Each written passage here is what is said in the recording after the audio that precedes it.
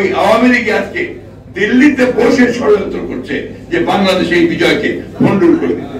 যে আমরা স্বাধীন হয়েছে ঠিকই, এখন আমরা স্থিতিশীল হতে পারি, এখনো গণতন্ত্রকে আমরা ঠিক সেইভাবে প্রতিষ্ঠিত করতে পারিনি। এখন একটা অন্তর্বর্তীকালীন সরকার আছে, এই সরকারও কিন্তু আমাদের সকলকে সমর্থন দিয়ে শক্ত করে দাঁড় করে রাখতে হবে। যারা সরকার চালাচ্ছেন তারা রাজনীতি রাজনীতি করেন না। আজকে যারা এটাকে এই বিজয়কে যারা ম্লান করে দেওয়ার জন্য বিভিন্ন অপকর্মের সময় জড়িত হয়েছেন, তারা কেউ দেশপ্রেমিক নয়, তারা দেশদ্রোহী।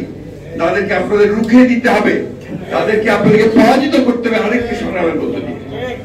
আমাদের এই ছেলেদের আমাদের বুকের রক্তের মধ্য দিয়ে যে স্বাধীনতা আমরা পেয়েছি, সেই স্বাধীনতাকে আমরা বিনষ্ট হতে দিতে পারি না। এক ফাঁসিবাদ গেছে, আরেক নয়া ফাঁসিবাদ আমরা আমদানি করতে পারি না। আমি এদিকে নয়া ফাঁসিবাদ বলি এই জন্যে যে ওই আওয়ামী লীগ আজকে দিল্লিতে বসে ষড়যন্ত্র করছে যে বাংলাদেশে এই বিজয়কে ভণ্ডুল করে দিতে। এই কথাটা আমি জোরের সঙ্গে বলছি এবং আমরা এ কথা পরিষ্কার করে বলতে চাই যে বাংলাদেশের মানুষের যে শত্রু, যাকে বাংলাদেশ থেকে পালিয়ে যেতে হয়েছে, তাকে আশ্রয় দিয়ে ভারত খুব জনগণের ভালোবাসা পেতে পারে বলে আমি মনে করি না। আমি ধন্যবাদ জানাতে চাই আমাদের ছাত্র জনতাকে যারা এই বিপ্লবের মধ্য দিয়ে তারা এই পরিবর্তন নিয়ে আসতে সক্ষম হয়েছে। বিএনপি প্রায় 15 বছর ধরে 15 বছর ধরেই এই সংগ্রাম হচ্ছে। এই যে ফ্যাসিবাদ আওয়ামী লীগ, ফ্যাসিস্ট আওয়ামী লীগ তাকে সরাবার জন্য সংগ্রাম করেছে। আমাদের দলের অসংখ্য মানুষ প্রাণ দিয়েছেন, গুম হয়ে গেছেন, 60 লক্ষ মানুষের বিরুদ্ধে মিথ্যা মামলা হয়েছে। আমাদের দলের চেয়ারপারসন দেশনেত্রী বেগম খালেদা জিয়া 6 বছর বিনা কারণে বিনা দোষে মিথ্যা মামলায় তাকে কারাগারে থাকতে হয়েছে। আল্লাহর অশেষ রহমতে ছাত্র জনতার আন্দোলনের মধ্যে দিয়েই তিনি কিন্তু মুক্ত হয়েছেন। এটা একটা বিরাট ব্যাপার। তিনি মুক্ত হয়েছেন জনতার আন্দোলনের মধ্য দিয়ে। বেগম জিয়ার আবির্ভাব হয়েছিল রাজপথে আন্দোলনের মধ্যে, সেই বেগম জিয়া আজকে মুক্ত হয়েছেন সেই আন্দোলনের মধ্যে দিয়ে আন্দোলন করতে করতে।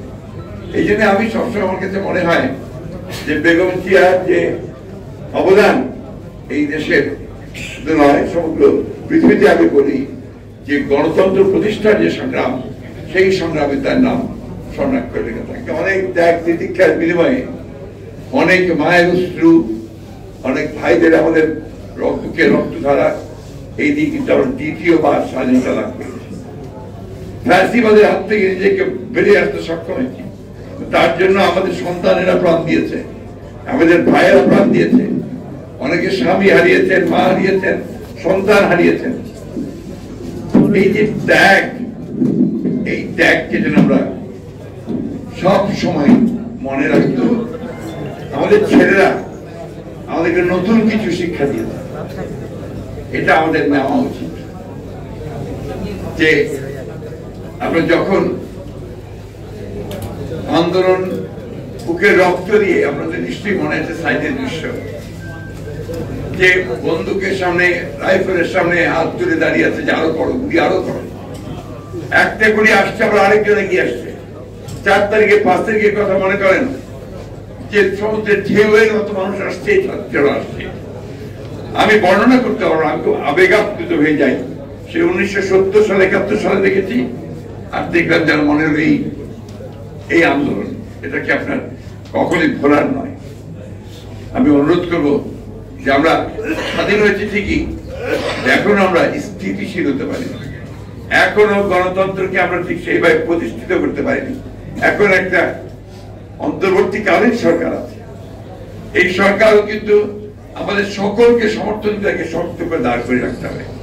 যারা সরকার চালাচ্ছেন তারা রাজনীতি করেন না, তারা একটা অল্প সময়ের জন্য এসে একটা এই রাষ্ট্র যে ধ্বংস হয়ে গিয়েছে সেটাকে একটু টেনে তোলার চেষ্টা করছে। এখন এই সময় কোন নেতিবাচক কথা বলে বা নেতিবাচক কাজ করে আমাদের এই প্রচেষ্টাকে মন্ডল করে দেওয়া একেবারে ঠিক কাজ হবে। আমরা আমাদের 31 দফায় অনেকগুলো সংস্কারের কথা বলেছি। ছাত্ররা, নেতৃত্বরা সংস্কারের কথা বলছেন। এই সংস্কার আমরা স্বাগত জানাই। আমরাও সংস্কারের একই ধরনের, আমরা দেখবেন আমরা 31 দফা দিয়েছিলাম, সে একই ধরনের কথা বলছি।